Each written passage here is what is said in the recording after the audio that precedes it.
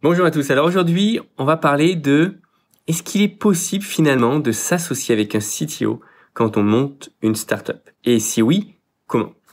Alors, je vais être très franc.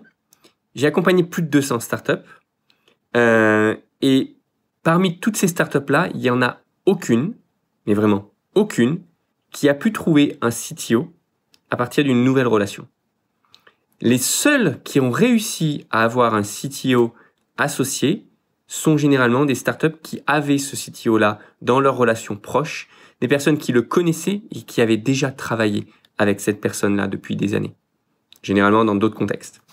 Vous savez, apprendre à connaître quelqu'un, s'associer à quelqu'un, ça prend du temps. On apprend à comprendre comment cette personne pense, réfléchit, planifie, exécute, comment elle va réaliser quelque chose, comment elle se comporte sous le stress, etc., etc. Et réaliser et s'associer avec une personne que l'on ne connaît pas encore suffisamment, c'est un risque majeur dans le projet d'une startup. Parce que finalement, le lien qu'on doit établir avec un associé doit être plus fort que uniquement le projet. Le projet est une chose, mais il faut que ce lien soit réellement très fort, qu'il y ait une certaine expérience, peut-être un passé, etc., professionnel, etc., où on a partagé des valeurs. Et il faut vraiment aligner toutes ces valeurs-là pour s'assurer de pouvoir faire une équipe forte sur du long terme. Donc, ma recommandation numéro 1, si vous cherchez potentiellement commencer à trouver un CTO ou quelqu'un qui pourrait vous aider à construire votre startup, c'est de travailler d'abord en mode service. Vous pouvez lui dire que les choses sont ouvertes par la suite, d'éventuellement pouvoir l'associer, pouvoir lui donner des parts dans la société, quelques pourcentages, etc. Voire même plus, potentiellement prendre une part prédominante dans le projet. Mais d'abord, il faut apprendre à travailler ensemble. Il faut d'abord voir comment cette personne exécute, qu'est-ce qu'elle est capable de fournir comme délivrable. Et au fur et à mesure que vous allez passer dans des périodes de conflit, des périodes de stress, c'est là que vous allez réellement apprendre à vous connaître, savoir comment se comporte cette personne-là et savoir si oui ou non vous êtes compatible pour du long terme.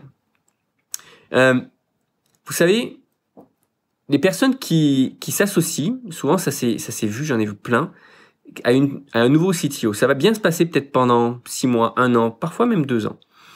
Et puis le jour où il y a vraiment un stress fort, parce qu'il y aura forcément des périodes de stress sur un projet de start-up, et ben c'est là que les personnes commencent à se recentrer sur eux-mêmes, sur leurs propres besoins, et commencent à bloquer. Et malheureusement, comme un technicien développe une application, il va se concentrer uniquement sur ce qu'il contrôle, à savoir son logiciel. Et ben si jamais il se met à perdre le contrôle de ce qui se passe, il va vouloir regagner le contrôle. Et son unique manière de regagner le contrôle, c'est de contrôler les codes sources, de bloquer le logiciel, de dire non, ben, si jamais on n'avance plus ensemble, moi je récupère ce que j'ai fait parce que j'ai énormément investi en temps, etc., etc. C'est malheureusement le réflexe de la plupart des développeurs, de la plupart des CTO qui n'auront pas forcément le bon recul. Et même, j'allais dire des CTO juniors, mais même pas que juniors, même des CTO seniors peuvent avoir ce type de réflexe-là.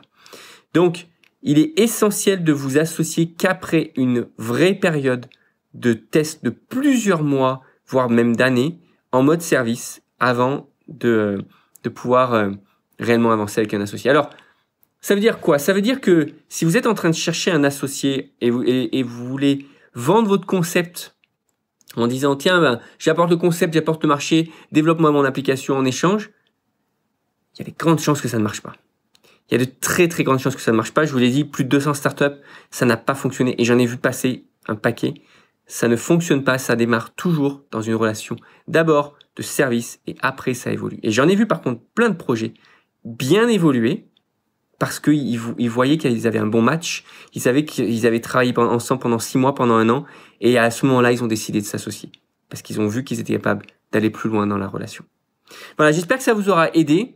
Évidemment, c'est notre cœur de métier et c'est ce que je fais au quotidien avec MyCTOFriend. Donc, si vous connaissez pas, allez voir myctofriend.co.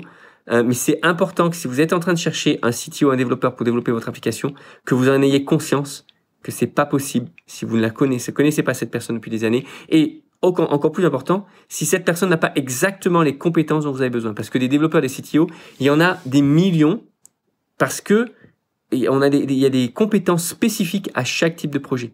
Et il y a des chemins spécifiques pour atteindre votre objectif en fonction de ce que vous avez besoin. Voilà, c'est vraiment le conseil que j'ai à vous demander et à vous suggérer, c'est de vous entourer de personnes qui vont vous guider vers quel type de ressources vous avez besoin pour votre projet. Et non pas vous donner tout de suite des solutions. Parce que souvent, elles sont biaisées et c'est pas basé sur leurs propres expériences.